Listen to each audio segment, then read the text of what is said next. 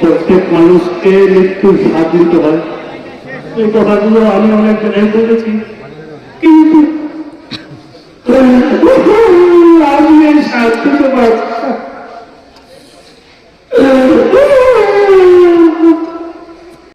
যদি আমার বাবা করে থাকে অথবা কারো মনে যদি কোনো কষ্ট দিয়ে থাকে, আমি শরীরে উল্লেখ করছি, আপনার ওনাকে ক্ষমা করে দিলেন।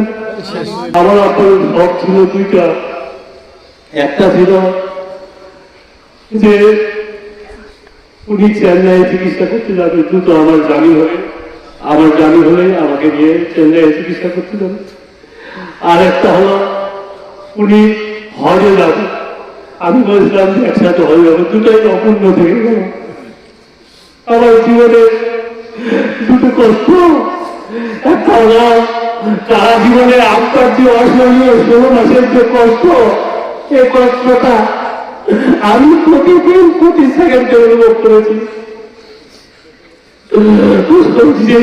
না থাকলে আসলে পড়া যাবে না, তাদের পড়াশোনার মতো।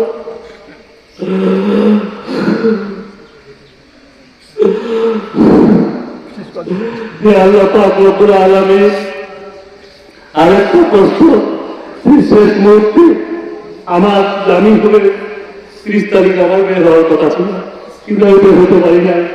আমি বলে বলেছিলাম যে আব্বার সাথে উপস্থিত থাকবো, আব্বার কাছে, সেটা উপস্থিত হতে পারলাম না।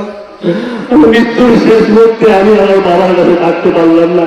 এই দুটি কষ্ট যখন আমার মনে পড়বে সারা জীবন চোখের জল ধরাবে আমার।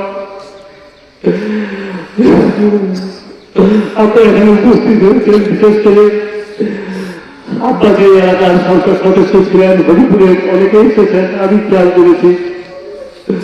এখানে বিশেষ করে আলম ভাই, মুকুল ভাই, পুষ্প সহ কামাল ভাই অনেক এসেছেন।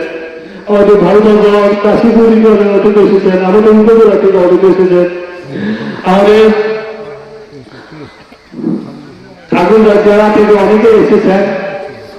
আমি আসলে আপনাদের কাছে ক্ষমা চেয়ে নিচ্ছি, অনেকে কথা বলার সুযোগ দেওয়া হয়নি, কারণ আমার যে টাইম কমিশন, এই লিমিটেড টাইমের মধ্যে আমাকে আবার কারাগারের মধ্যে যেতে হবে।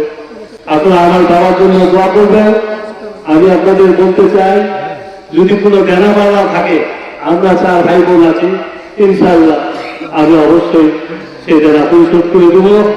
আপনারা আমার বাবার জন্য প্রাণ খুলে দোয়া করবেন। আমার মাও নাই, বাবাও নাই, এখন দোয়া করবেন।